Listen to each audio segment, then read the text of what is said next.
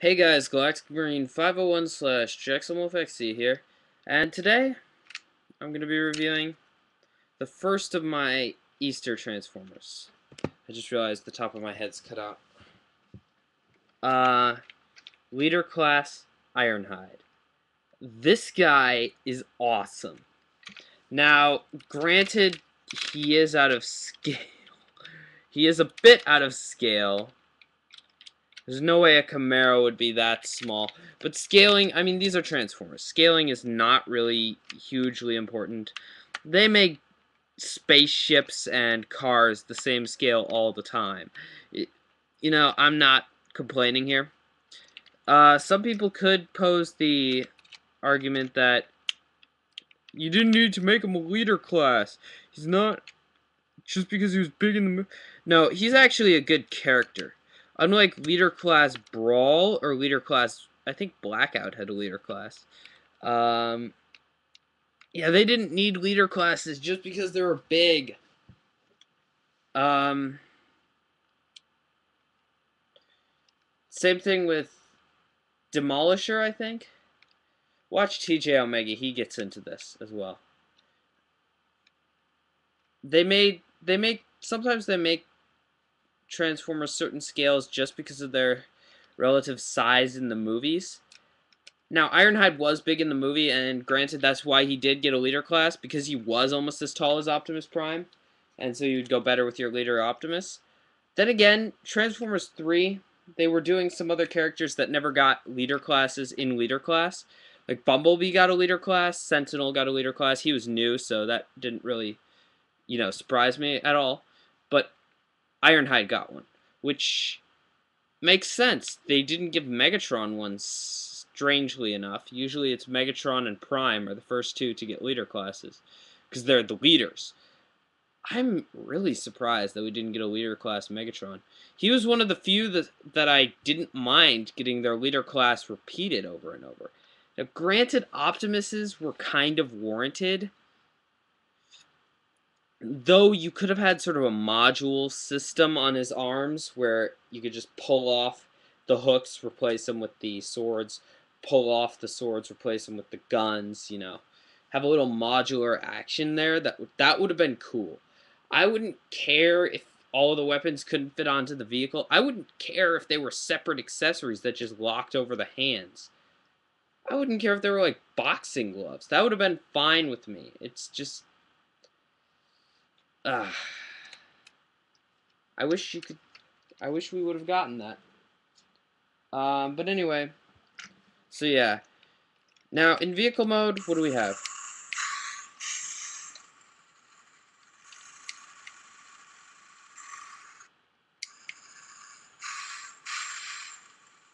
We have an engine starting up and revving. And the same can be done by pushing the button down here. Actually, no, it can't. There's that sound effect again.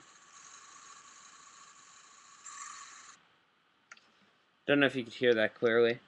I don't know where my mic is still, sadly. I'm gonna do it right.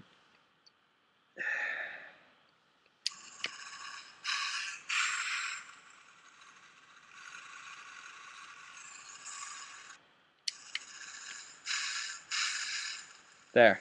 I think I got it.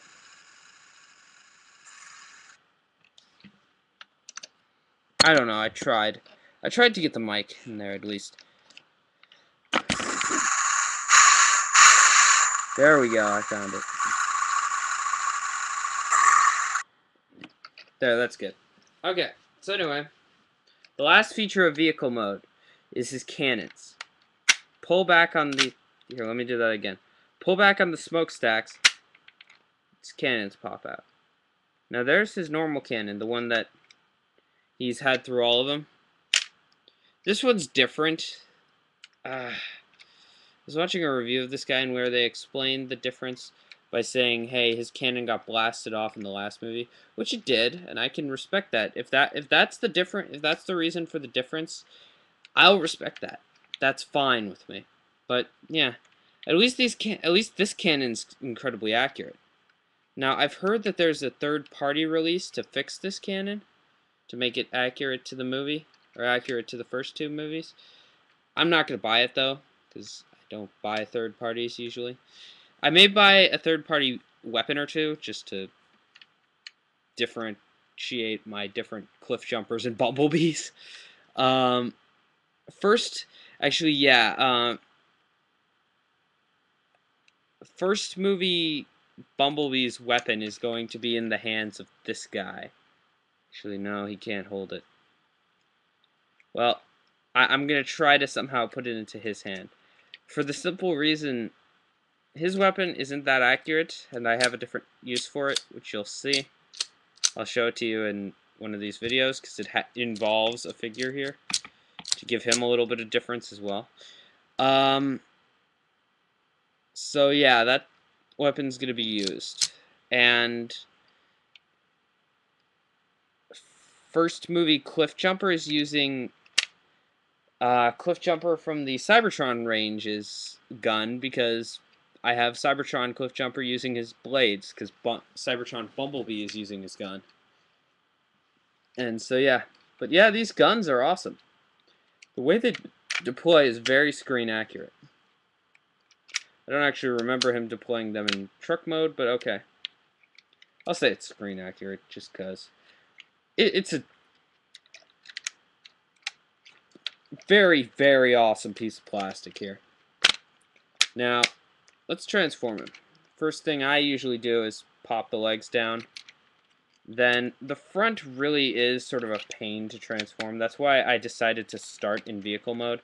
It's much easier to start in vehicle to transform from vehicle to robot than the other way around, because in vehicle you're really collapsing a lot of stuff in on itself. In going to robot, you're opening that stuff up, and it's much easier to open up panels than it is to close them, especially when those panels have to lock in with 5 other panels.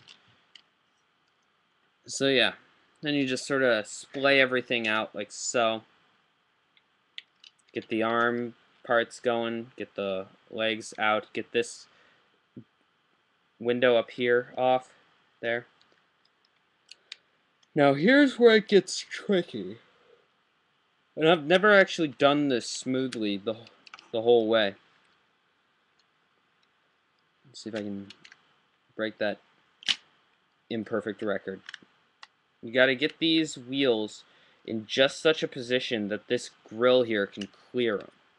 Which I actually did. Now you gotta pull them up. They're on really loose ball joints, which I know some people may have problems with, but and like some people say, why do they make some of these joints so weak? You know what I say? I'd really like them to be stiff joints, because think about it. Now, being a fan and playing with Power Rangers most of my young life, I had almost every Megazord from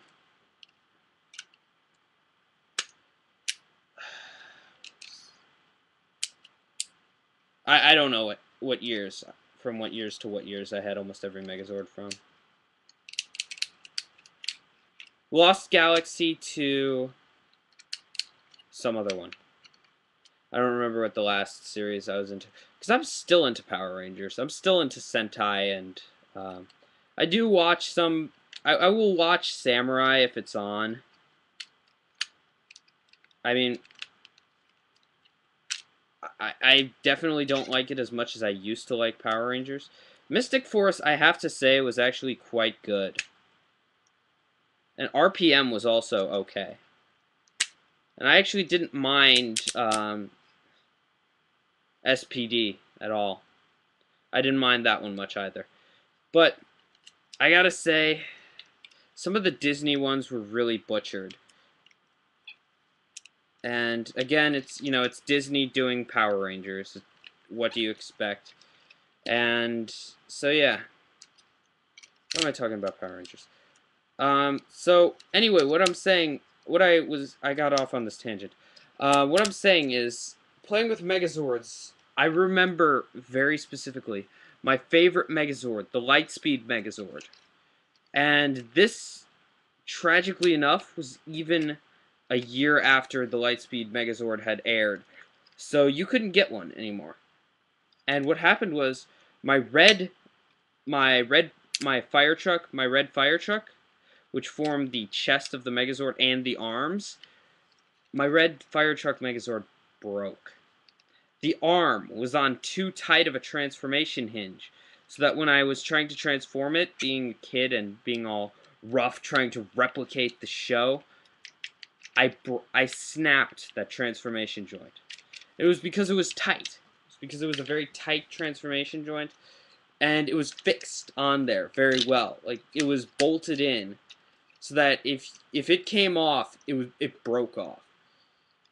The weak ball joints that Transformers use are to prevent those tears, because they know kids are going to play with them kind of roughly. And they know that they're either going to need to make something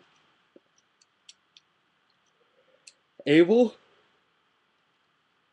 to pop off of its ball joint if it's going to be under a lot of stress frequently, or basically prepare kids for tears. Then again, prepare kids for tears. Demolisher is going to... Any Voyager class Demolisher is going to break down within 5 years max. Unless it's still in the packaging, at which point the first time it's transformed, it'll probably break. But yeah, terrible toys aside, terrible choices in rubber aside, yeah, the cannons still work in this mode. But honestly, if they didn't, he'd still be okay. He doesn't have his shotguns, which he had in this movie, sadly. That would be cool. But he does have this.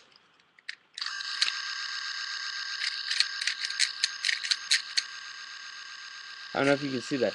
That is a Cybertronian Gatling gun. Now, sometimes it does catch on his waist piece. And oh yeah, by the way, you can also open it up from the front there. And yeah, that's his thing.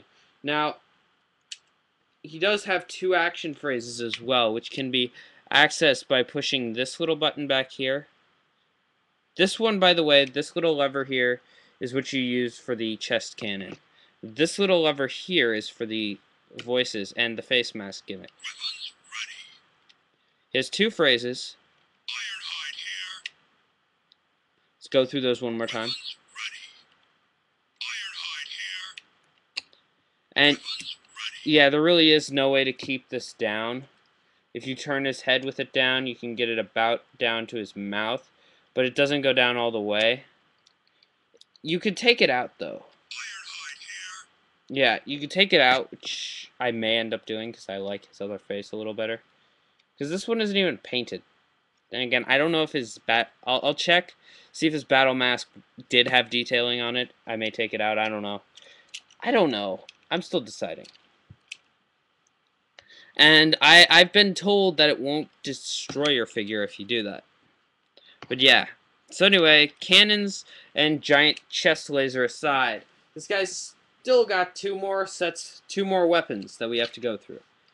Now, if you watched my Easter video, you saw this one launch off into the distance. I found it. His knife. A very nice knife. I like it. It's sort of a standard military knife, but with a cybernetic feel and holes in it to accommodate the pegs.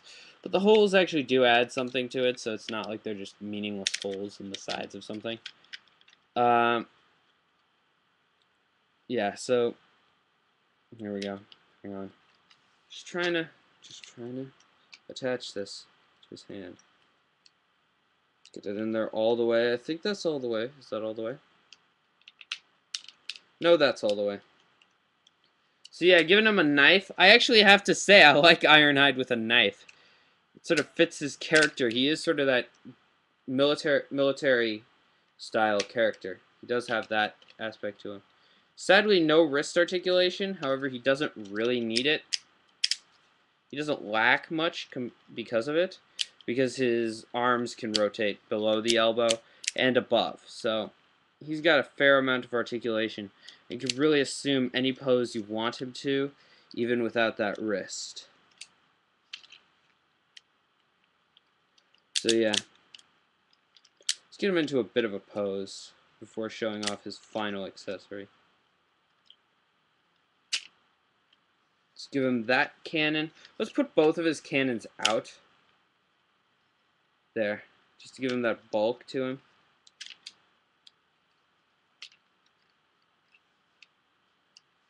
Oh yeah, and by the way, his ankles have back and forth, so he can take a wider stance than just standing straight, which is pretty nice.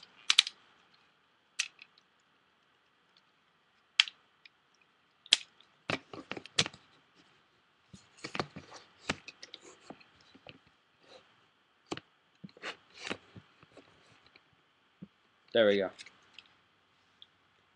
And he can actually stand up like this, with his legs in a very action-style gunslinger stance. If you get his toes right.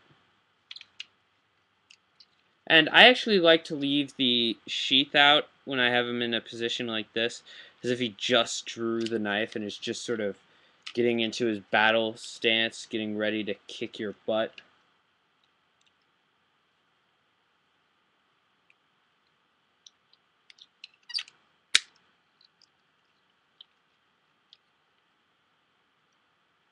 Oh yeah, so the final weapon here, watch, is a Mech Tech accessory. Comes out here. It's a very standard cannon. Reminds me a bit of my only name brand Transformers dollar store purchase, which was Alpha Quintesson. Yeah, he actually made it to the dollar store. If that doesn't tell you how bad he is, nothing will. But yeah, check it out. It's very, very simple. Then again, it's a cannon that pops out of his leg. What do you expect? Now, if you don't want it in his leg, it can obviously, hang on. Here, let's give you the obvious one first. He can obviously hold it in his hand, but it looks smaller than a starter pistol in his hand. I mean, and he already has his cannons on his arms. So yeah. Or you can mount it to his shoulder, giving him a Soundwave style shoulder cannon, which is nice. I like that. You can close his legs up without the things in there, and they don't look different. They don't look that much different. The only place that there's a gap is right here in the back, in a place that you won't likely see or notice. On the other leg, it's almost unnoticeable. Then again, if you bend his knee that far down, and then try to close the... You will have to open his gate a little to bend his knee all the way down. This one actually doesn't even do it, just because the gimmick is a little more intrusive on this one. Which, I mean, it's a good gimmick. It's a nice little gimmick. I don't mind the loss of a little articulation in the knee to accommodate a gimmick like that. I mean, he only has one click in this knee, which... not terrible, because, I mean, you saw he could still get into some awesome action poses. And, I mean, with that one click, that gets you to about a little under 90. So, sure, he can't go a full 90, but actually, that's not 90. That's a little under 40, about 45 on that knee. But with the other one going all the way, if you can make a display stand, you can get him into some pretty cool, like, rock sliding poses where he's like standing on uneven ground, or you can get him to stand pretty cool without uneven grounding. I mean, this will require some propping up of his back, but you can get him into sort of a all lasers firing pose where he's got both of his cannons going up at the same time. Just like, yep. Boom! You can actually almost replicate that scene in the first movie where he was doing that flip through the air, blasting with one cannon, flipping and then blasting with the other to get back up. That was pretty cool. Where he was shooting at Brawl. That was a very epic scene. And if you got the third-party other cannon, I think that I've heard they made. I heard this from a few people in a Walmart, so I don't really know if it's true or not. Yeah, if you got that third-party cannon, then maybe you'll have a maybe you'll be able to replicate that scene even better than I will be able to. But yeah, between the arms, which are very well articulated, you could get almost any pose despite the locked wrists, which the wrists are kind of warranted given the fact that his cannons are sort of a lot of his personality. A lot of his personality is cannon. Like, he does talk about his cannons, he does use, and he's the weapons expert, so yeah. And a lot of some people may think, why did he have to have knives in his legs? Why did he have to have this cannon in his leg that intrudes on his articulation? I like it. I really do. I think that the cannon in his leg really does sort of add a little to him.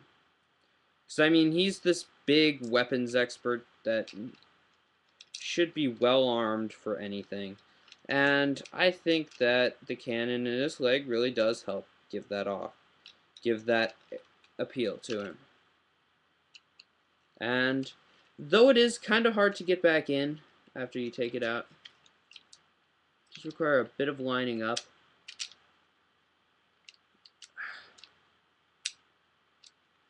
And sometimes could be a bit frustrating.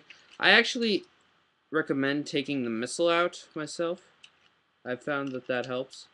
I tried to do it with the missile just now, but yeah.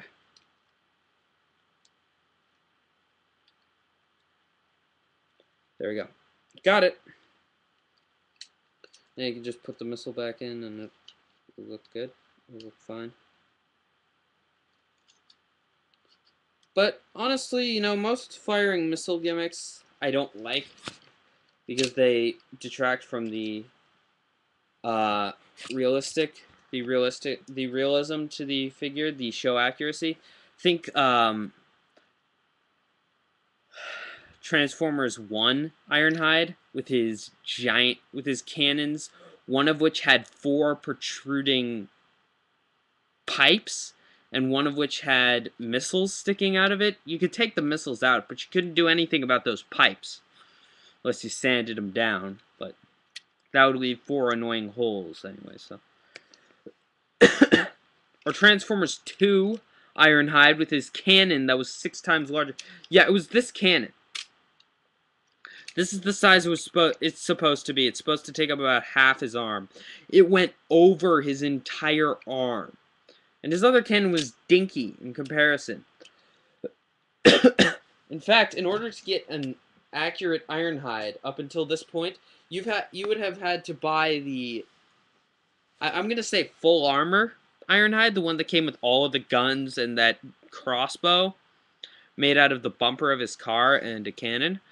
You'd have to get that guy and the regular Transformers 2 and the first one. So 3 different Voyagers just to make one completely accurate to the movie. Yeah. I'm going to let that sink in for a few seconds. 3 $24, if you're unlucky, Transformers. And if you wanted to go into getting an accurate one during the second movie, you're out of luck. They didn't release a black Voyager Ironhide in the second movie. I mean, sure, the movies were close enough that somebody who was into Transformers in the first would probably be in the second, but if Ironhide became your favorite character in the second and wasn't in the first, and you didn't have the first Voyager, you couldn't make an accurate one from that movie. That's really low. Because you'd have to go onto, like, eBay or something and track down a first movie Ironhide, which sucked. Okay, by the way, what was I saying? Okay, yeah, this guy is a terrific figure. The other Ironhides from the movies, little iffy. But, yeah, still got 3 more Transformers to review. The 3 from the War on Earth, I think, 3-pack with Optimus, Bumblebee, and the repaint of Shockwave. So, yeah, I'll get to those guys next. I'm going to do Optimus first, then Bumblebee, then Shockwave. Go from... Actually, I'll go with Bumblebee first since he's my least favorite. Then again, it kind of is like saying that you prefer gold over silver. Sometimes it's just you prefer gold because it's more expensive, because it's fancier, because it's glitzier, and because it's more expensive, it's glitzier and fancier and can do well. Then again, saying I prefer Xbox 360 over Xbox is basically like, yeah, it's sort of like that. The Xbox 360 is fancier. It can do more. It can play old Xbox games. Granted, you can't be on Xbox Live while you're playing old Xbox games. That kind of confuses me, but whatever. Um, it's just sort of a thing where you're comparing something that can't do as much to something else, and it's sort of unfair. So yeah, Bumblebee, great figure. I like the other two better, but that's only because they're better figures because they're $20, whereas or 25 or so, whereas Bumblebee is a 12. And Bumblebee, he's good for a 12. Somebody like Optimus Prime, 20 at least. So yeah. Next up, this guy. This guy. Yeah. I'll see you guys.